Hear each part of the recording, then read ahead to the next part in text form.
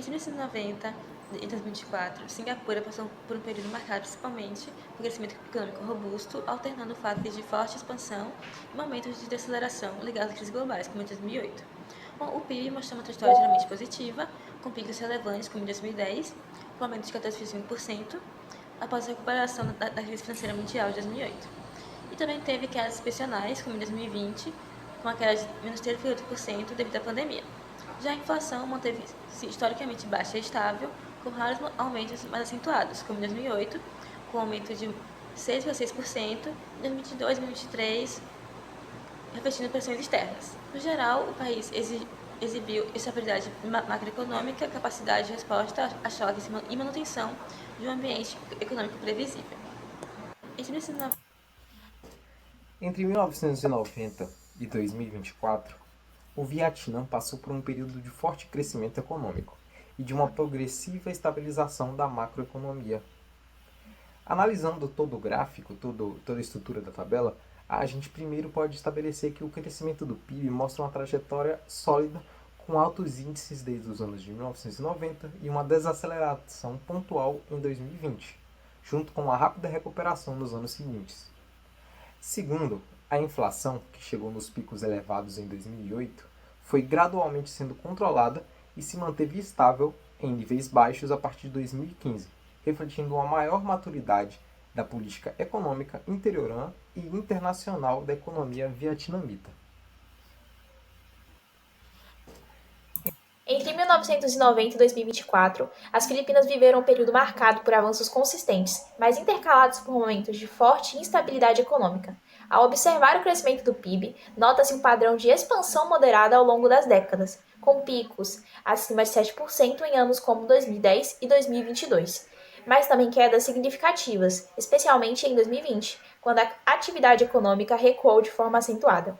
Já a inflação manteve-se relativamente controlada por grande parte do período, apesar de registrar pressões importantes nos anos mais recentes, superando 5% em 2022 e 2023. Esses indicadores, o PIB e a inflação, mostram que, embora as Filipinas tenham avançado em resiliência e capacidade de superação, ainda enfrentam desafios estruturais para sustentar um crescimento mais estável e previsível.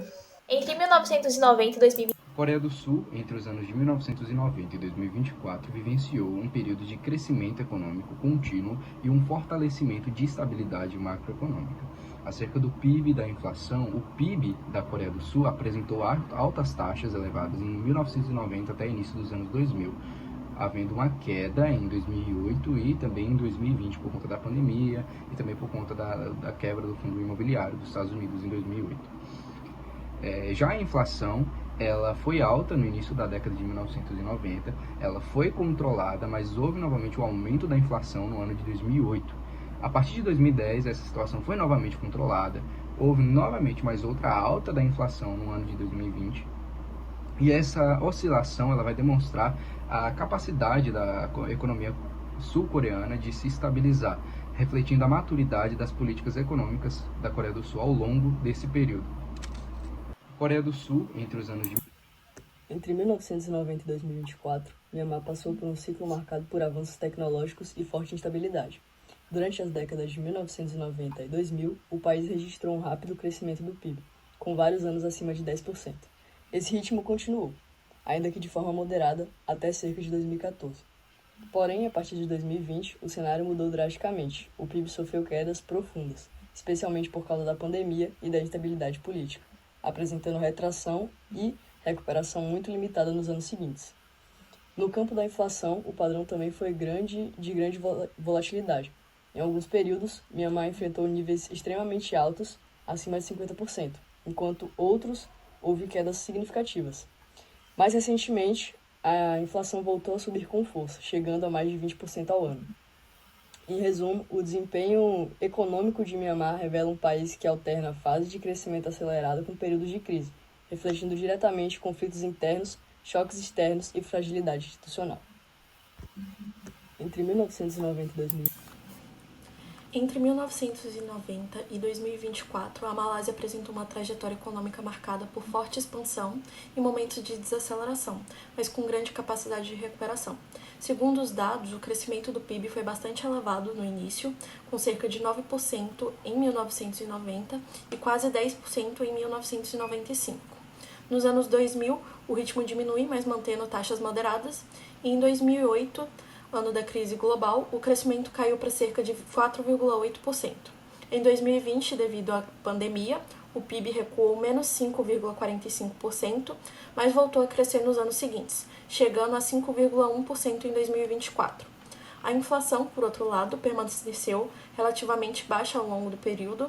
Em 2005 estava perto de 3%, mas subiu para 5,4% em 2008 e voltou a ter níveis menores nos anos seguintes, com deflação em 2020 e estabilização recente.